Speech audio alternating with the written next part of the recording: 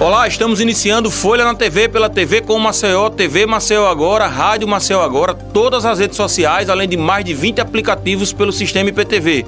Um público estimado de mais de 500 mil de pessoas. Esse programa é uma realização do jornal Folha de Alagoas. O nosso entrevistado de hoje é o professor, coordenador do Movimento dos Trabalhadores Sem Teto, candidato à presidência da República em 2018 pelo PSOL, Guilherme Boulos. Boulos, seja bem-vindo. Muito obrigado, você, a todos os telespectadores, é uma satisfação estar aqui em Maceió. A gente tem vivido, Boulos, essa semana, muitas manifestações no Brasil afora por conta dos cortes na educação. Você tem participado ativamente desse movimento. Como você tem visto essas manifestações e qual sua avaliação desses quase 5 meses de governo Bolsonaro? Olha, primeiro, as manifestações dessa quarta-feira, eu acho que começaram a virar o jogo no país. Se alguém acreditava que o povo brasileiro ia aceitar com apatia o projeto de retirada de direitos, de cortar a aposentadoria, de fazer cortes covardes na educação pública e que as pessoas iam engolir esse sapo, a manifestação de quarta e o que os estudantes e os professores, sobretudo, têm mostrado nas ruas, diz que não. Demonstrou que não. Você acha que é uma virada? Eu acho que é uma virada. Eu acho que a grande virada é que o medo começou a mudar de lado. Do ano passado para cá, desde as eleições, o Bolsonaro jogou com medo. Ele impôs medo à sociedade com um discurso de ódio, já como presidente da República, com um governo marcado pelo autoritarismo, não é? Pela imposição. Ontem, o povo estava nas ruas sem medo, dando seu grito. O Bolsonaro estava lá no Texas escondido, ninguém nem sabe quem convidou ele, e o ministro dele estava acuado no Congresso Nacional. O medo começou a mudar de lado, e eu acho que isso vai ter continuidade. Ele já disse, pela reação inclusive estúpida dele, desrespeitosa dele em relação aos estudantes, dizendo que eram idiotas úteis, né? Ele vai jogar mais lenha na fogueira. Essas mobilizações não vão parar até que ele reveja, que o governo dele reveja esses cortes absurdos na educação e essa política, que é uma política antipopular que está sendo aplicada em todas as áreas. Você me perguntou sobre os 4 meses de governo. Olha, eu acharia melhor dizer 4 meses de desgoverno, que é um governo que não tem agenda positiva para o Brasil. Né? Nós estamos com 13 milhões de desempregados. Alguém ouviu o Bolsonaro falar um dia sobre emprego, sobre renda, sobre investimento público? Não. A agenda dele é reforma da Previdência para tirar direitos sociais, é entregar a base de Alcântara para atacar a soberania nacional, é fazer o Brasil passar vergonha, né, indo lá fora, lambebota do Trump. Foi isso que a gente viu por 2 vezes. Aliás, é emblemático. Bolsonaro foi 2 vezes como presidente para os Estados Unidos e não pisou nenhuma vez no Nordeste brasileiro. Né? E mais que isso, para além dessa agenda de retrocessos, que só sabe estimular o ódio, né? Fazer arminha, fazer decreto para liberar a arma, num populismo, né? Como se isso fosse resolver o problema da violência. Se isso for levado adiante, vai piorar os índices de violência no país. Né? Isso é o padrão internacional. Agora, para além dessa agenda de retrocesso e de destruição, nós temos um governo desqualificado, despreparado. É impressionante. É assim que você vê a equipe do Bolsonaro. A equipe e ele próprio. Né? A equipe, você olha, tem ministro que acredita que a Terra é plana. Tem ministro que elogia a Idade Média. Você pega aquele ministro das Relações Exteriores... no pé de goiabeira, né? Pois é, aquele ministro das Relações Exteriores que diz que o aquecimento global é invenção de comunista. O ministro da Educação confunde o escritor, o Kafka, com Kafta, que é de comer... Né? Vai querer ficar contando bombom e conto errado na rede social.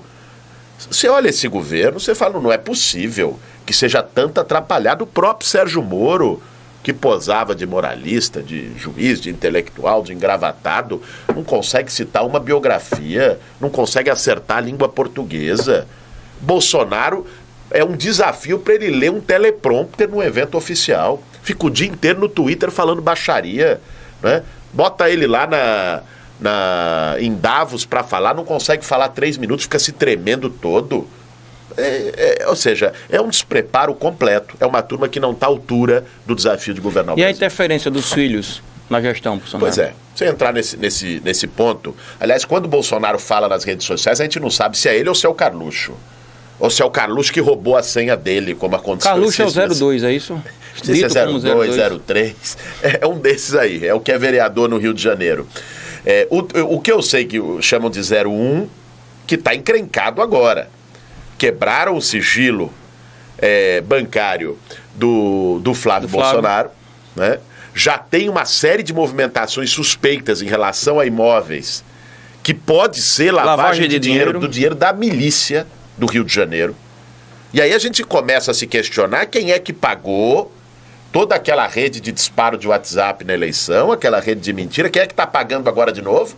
Vocês devem ter visto nos jornais, saiu agora que a rede está sendo reativada para atacar as manifestações que aconteceram na quarta-feira.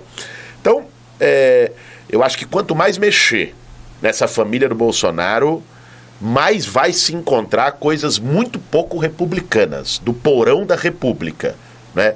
Desde o Carlos, o Flávio, o Eduardo, que é aquele que é metido a chanceler, ou seja, é um negócio em família preocupante e de uma turma que tá gerando, eu acho que até, para além do descrédito internacional, tá gerando constrangimento para quem está no próprio governo Bolsonaro. Boulos, você hoje é reconhecidamente uma das maiores lideranças da esquerda no país.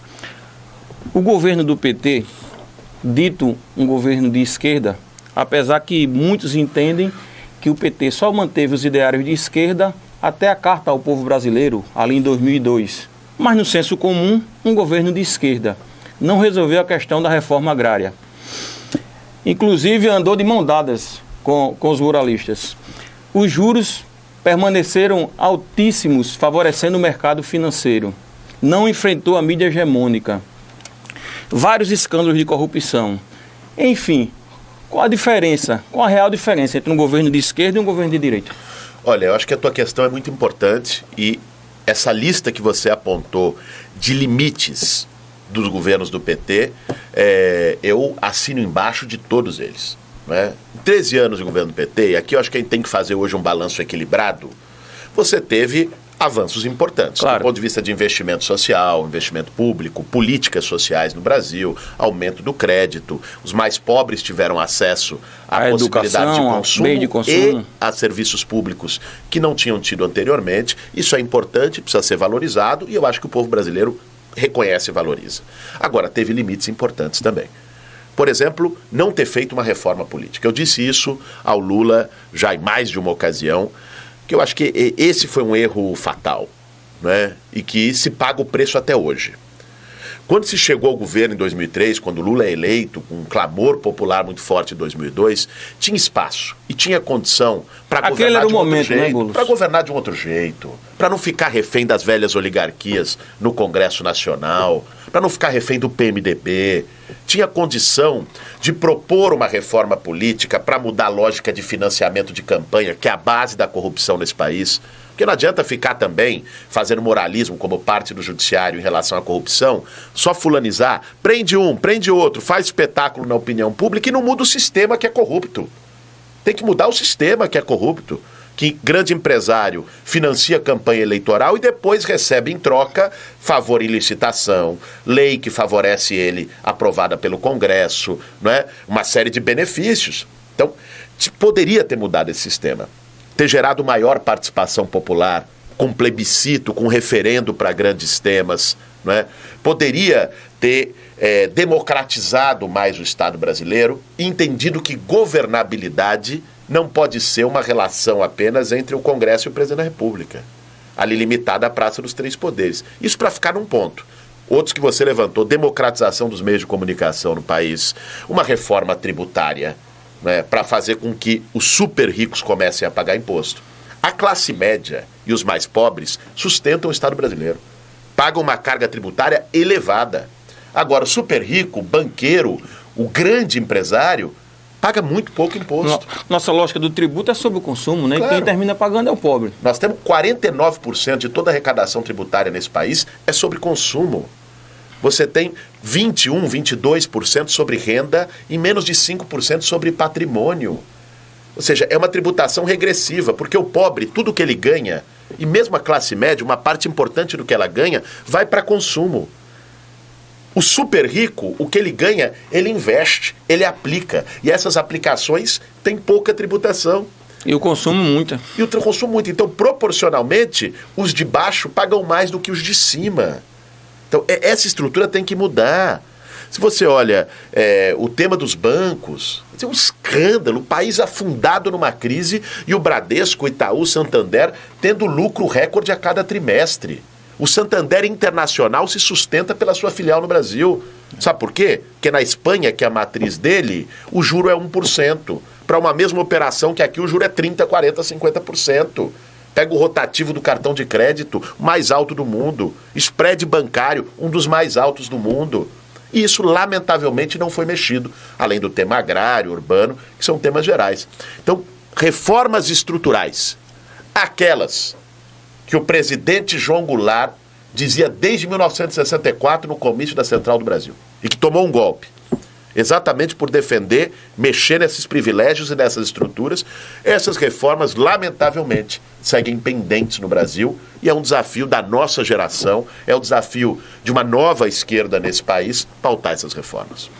Essa semana você esteve no Maranhão, na presença do governador Flávio Dino, do PCdoB, fez vários elogios à gestão dele.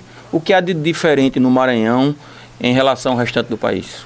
Olha, primeiro tem um respeito muito grande pelo Flávio, é um quadro da política nacional, tem tido um papel de liderança entre os governadores do Nordeste em relação a se contrapor às políticas que estão sendo aplicadas pelo governo Bolsonaro.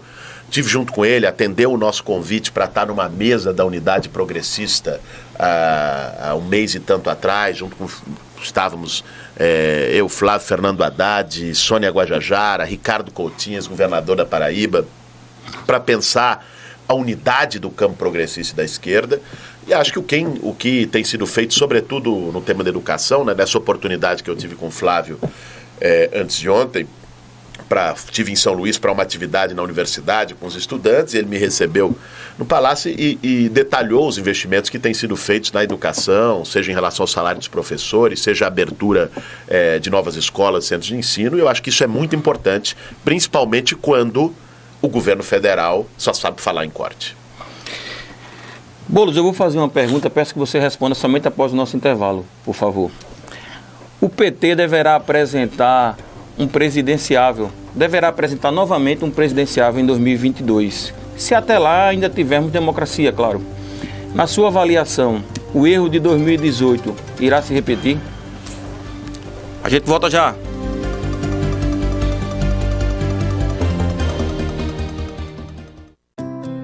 Para algumas pessoas é impossível comer todos os dias um delicioso cuscuz. Mas isso agora é possível com o novo cuscuz Flocão Fibras Coringa. Ele é rico em fibras, que acelera o trânsito intestinal e ajuda o organismo a absorver menos calorias e colesterol, o que é bom para hipertensos, pessoas que querem perder peso e diabéticos. Flocão Fibras Coringa, o único flocão com selo da Associação Nacional de Diabetes.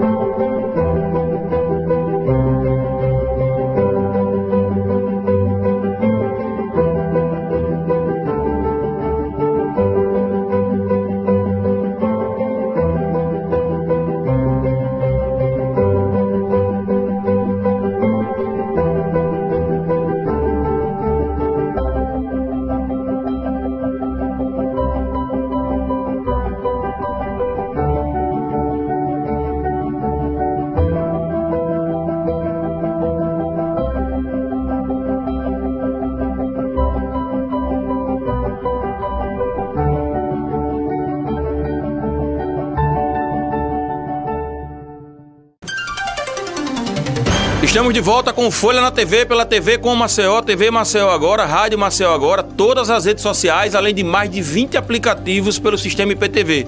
Um público estimado de mais de 500 mil pessoas. Esse programa é uma realização do jornal Folha de Alagoas.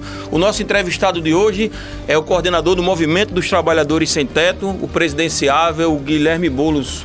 Boulos, deixamos uma pergunta antes do intervalo. O PT deverá novamente lançar um presidenciável em 2022. Como eu disse, se ainda tivermos democracia, né, até lá. Na sua avaliação, o erro de 2018 irá se repetir? Olha, primeiro eu acho que se o PT vai lançar candidato ou não, essa é uma questão que o partido tem que discutir. Eu acho que hoje há um debate aberto sobre unidade no campo progressista e, principalmente, da gente não ter hegemonismos, né? Eu acho que isso é muito importante para o cenário que nós estamos vivendo. Agora... algo que o PT fez durante muitos anos. Acho que fez. O PT é o maior partido do campo progressista no Brasil, né? Tem a maior bancada parlamentar, tem os seus governadores, tem uma liderança política que hoje está presa injustamente, que é o Lula, que é uma das maiores lideranças políticas da história do país, e o PT, a partir disso, construiu o seu caminho, e muitas vezes, eu acredito, sem também buscar ter uma generosidade de dar espaço para outros setores da esquerda e do campo progressista, né? Mas eu acho que hoje o cenário está um pouco diferente, né? Hoje nós temos um governo do Jair Bolsonaro e acho que a ficha está caindo para todo mundo que sozinho ninguém vai a lugar nenhum. Nenhum partido de esquerda, nenhum movimento social, se achar que se basta, né, não vai chegar longe. Nenhum. É importante que a gente frise isso. Agora, eu acredito que uma esquerda que nesse momento, em 2019, num governo Bolsonaro, com ameaça a pilares importantes da democracia no nosso país, com a tentativa de aprovar uma reforma da Previdência que compromete o nosso futuro, uma esquerda que nesse momento esteja com a cabeça em 22 é muito tacanha, é muito limitada, não é? Nós não temos que pensar em ganhar 22 agora, nós temos que pensar em ganhar 2019 agora. Porque se a gente perder essa batalha de 19, que vai se dar nas ruas... O problema é atual e real, né? É evidente. Se a gente perder as batalhas que estão colocadas hoje, não tem 22. Vai sobrar o quê do Estado brasileiro? Vamos ser uma colônia em 2022. Vamos ser um Estado totalmente privatizado. Mas você acha que foi um erro estratégico à esquerda não ter se unido em 2018 para tentar barrar essa onda conservadora? Olha, veja bem, eu fui candidato a presidente em 2018. Eu acho que no primeiro turno, uma eleição em 2 turnos, ela tem uma outra característica. Primeiro turno é momento de se apresentar projetos. Se a gente puder construir unidades, muito bem. Mas se tiver as diferenças de projetos, isso tem que ser respeitado. Na esquerda não pode ter pensamento único. Já basta a turminha do Bolsonaro com isso. A esquerda tem que respeitar a diversidade, né? Agora, segundo turno tem que estar todo mundo junto. Num cenário de segundo turno, você vai lá, uma candidatura de centro-esquerda, de esquerda, contra alguém da direita ou da extrema-direita, tem que estar lá todo mundo junto. E é o que nós fizemos, inclusive. Né? No segundo turno, tivemos os atos de campanha do Fernando Haddad, embora tenha sido candidato a presidente da República no primeiro turno pelo PSOL, apresentando o nosso projeto. E te digo, acho que essa candidatura foi importante. Foi importante para plantar semente. Foi importante para colocar temas que não teriam sido colocados no processo eleitoral se a gente não tivesse lá. Né? Temas de diversidade, temas de enfrentamento aos bancos, ao sistema financeiro. Né? Um conjunto de pautas que precisa aparecer num debate presidencial. Agora, eu acho que neste momento é preciso ter um esforço grande para a construção de unidade no campo progressista e nós temos batalhado para isso. Você tem peregrinado pelo Brasil, Boulos, com o tema da reforma da Previdência, essa questão dos cortes da educação e outras demandas do atual governo que vão contra a sociedade. Como você tem sido recebido? Qual a motivação principal desse ativismo e quem financia essa estrutura? Excelente. Gostei sobretudo dessa última pergunta, porque me dá uma oportunidade de responder o que tem muita provocação na rede social. Já ouvi falar até que era o Maduro. Eu recebi uma fake news disso outro dia. Não financia, mas se quiser, viu, Maduro, mandar o dinheirinho do petróleo aí para ajudar a luta aqui, tá bom. Agora é o seguinte, primeiro em relação a esse giro que nós estamos fazendo pelo país. Estou aqui em Alagoas hoje, é o 15º estado que nesses 2 meses a gente passa para fazer um debate sobre reforma da Previdência, sobre educação, né? Sobre o desgoverno do Bolsonaro e sobre a necessidade da oposição se organizar e se mobilizar, né? Então, onde passei, estou sendo muito bem recebido. Universidades, institutos federais, periferias. Fizemos uma Assembleia Popular no Janguruçu, periferia de Fortaleza, mês passado, extraordinária, com mais de 800 pessoas. Não é? Várias assembleias que nós estamos fazendo contra a reforma da Previdência nas periferias de São Paulo, na região metropolitana de São Paulo. Não é? Ou seja, e junto também uma recepção muito calorosa dos estudantes, dos professores, da comunidade da educação nos institutos e nas universidades federais. Ontem estava em Natal, fizemos um evento com mais de 4.000 jovens no ginásio do Instituto Federal, uma aula pública, um encontro muito bonito, muito energizante. E isso, o objetivo disso, além de fazer o debate com a sociedade brasileira, né, é a gente poder fortalecer a organização da oposição, fortalecer a organização da juventude, fortalecer a organização dos movimentos sociais, não é? Trazer mais gente para um debate público, gente que eu tenho encontrado, inclusive, que votou no Jair Bolsonaro, votou nele, mas que agora começou a se desiludir. Muita gente que votou no Bolsonaro não é bolsominion. A esquerda às vezes tem esse preconceito. O cara votou no Bolsonaro, ele é fascista, ele é bolsominion. Não é assim, não. Felizmente nós não temos 57 milhões de bolsominions no país. Muita gente que votou nele votou porque está desiludida com o sistema político, né, sem perspectiva de futuro. E nós temos que ter a humildade de dialogar com essas pessoas, né, sem impor nada. E eu tenho buscado fazer isso nesse giro pelo Brasil. Sobre a questão do financiamento, eu sou militante do Partido Socialismo e Liberdade, fui candidato a presidente da República pelo PSOL, né? Então o partido, por vezes, financia algumas dessas viagens e a maior parte delas é a convite, né? Quando alguém te convida, paga, né? Isso tem a ver com um bom tom. Tenho sido convidado por universidades, por institutos, muitas vezes, não é, por sindicatos, por movimentos sociais, não é, por centros acadêmicos, por grêmios estudantis, não é, e que, quando há esse convite, as pessoas pagam, quando não, o partido financia essas idas, como é assim de qualquer liderança política que vai pelo país fazer os seus giros. E aproveito, porque é importante a gente esclarecer esse ponto, junto com essa acusação de que o cara está usando o nosso dinheiro, que não é verdade, vem com uma ideia de que o Boulos não trabalha, né? Então, uma das fake news que espalharam no processo eleitoral do ano passado é essa, e ela aparece recorrentemente na rede social. Eu sou professor, né, dou aula, nesse momento dou um curso de extensão na Escola de Sociologia e Política, uma escola importante de São Paulo, né, dou esse curso semanalmente. Então, dou minha aula, né, no tempo que não estou dando aula, preparando aula, consigo estar em outros estados, como aqui hoje, girando pelo país, mas volto para São Paulo no final da semana, porque tenho aula para dar na segunda-feira, e é assim que eu me sustento. Aliás, um governo que trata professor como idiota útil, né, que prefere miliciano a professor, trata professor como doutrinador, né? Não é de se espantar que ele cria um caldo de não reconhecer na profissão de professor uma profissão digna e legítima.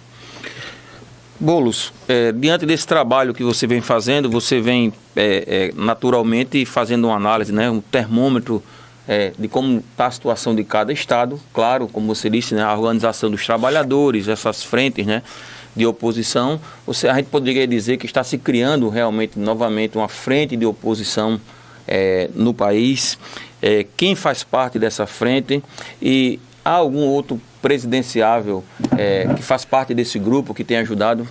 Olha, nós temos buscado, e não só eu, não só o PSOL, tem tido um esforço conjunto de unidade na oposição.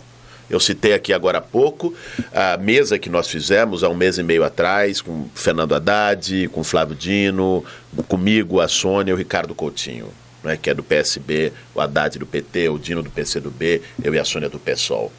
Aquilo foi um esforço de unidade. Na Câmara, você tem as bancadas dos partidos de oposição também buscando construir unidade. Os presidentes de partidos, os presidentes das fundações dos partidos também criando espaços de unidade.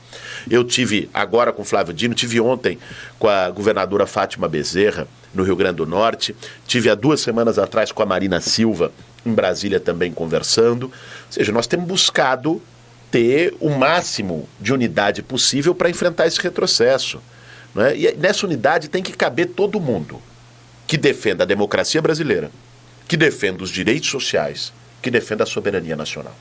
Esses são os 3 pilares para a construção de uma unidade no nosso país. Não tem que ter veto a quem quer que seja. Tive com o ex-governador Requião no Paraná também há 2 meses atrás. Eu acho que todo mundo está se conversando, né? E isso precisa se traduzir em iniciativas mais concretas. O momento exige. Nós temos que ter grandeza de colocar as nossas diferenças por um determinado momento de lado, por entender que aquilo que nos separa hoje é menor do que aquilo que nos une contra um governo que quer destruir o Brasil.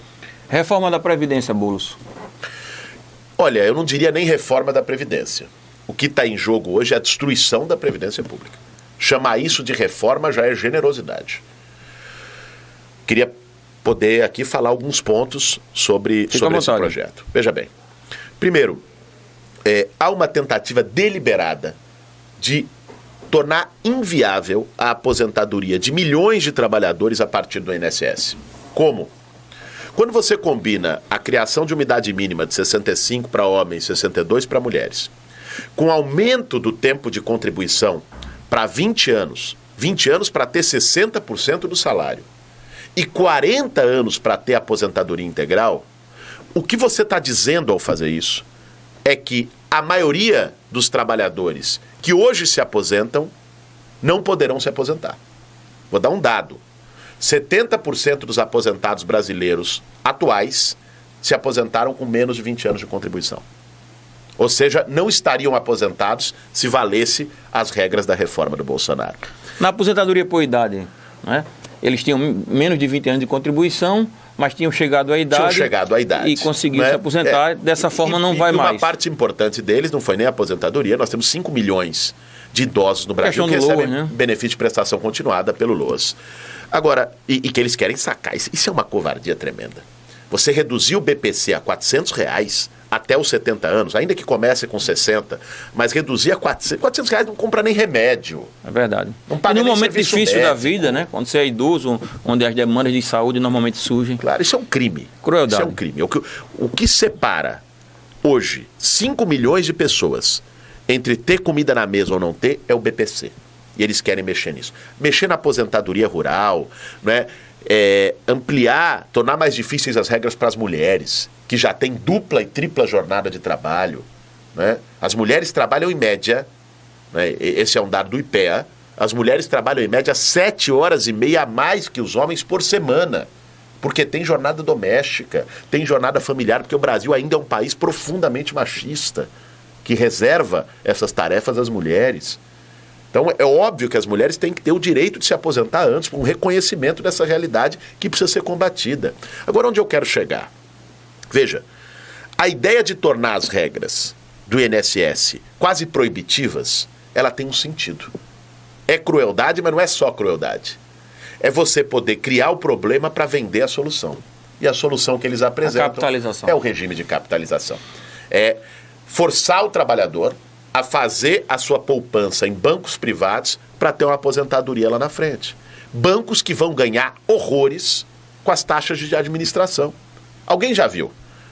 Você que está nos assistindo, você já viu banco entrar num negócio para perder? Ou para não ganhar muito? Né? Esse é o negócio da reforma da Previdência. E aí a aposentadoria deixa de ser um direito para passar a ser um privilégio de quem pode pagar por ela. Resultado: olhem o que aconteceu no Chile, que aplicou esse mesmo regime na ditadura do Pinochet, há mais de 30 anos. Hoje, 80% dos aposentados chilenos recebem menos que um salário mínimo de aposentadoria. Esse é o resultado da capitalização. Boulos, nós temos um quadro aqui chamado Curto ou Não Curto. ele funciona da seguinte forma, seguindo as tendências das redes sociais. A gente apresenta uma imagem para o entrevistado, pergunta se ele curte ou não curte e pede que faça um breve comentário, se assim entender, ok? Claro. Primeira imagem. Ex-presidente Lula. Curto até principalmente hoje, sobretudo pela injustiça que sofre como um preso político no Brasil. Defendo o Lula livre. Próxima imagem. Sérgio Moro, ministro Sérgio Moro. Não curto. É um moralista sem moral que ajudou a fraudar as eleições do ano passado. Próxima imagem. Supremo Tribunal Federal.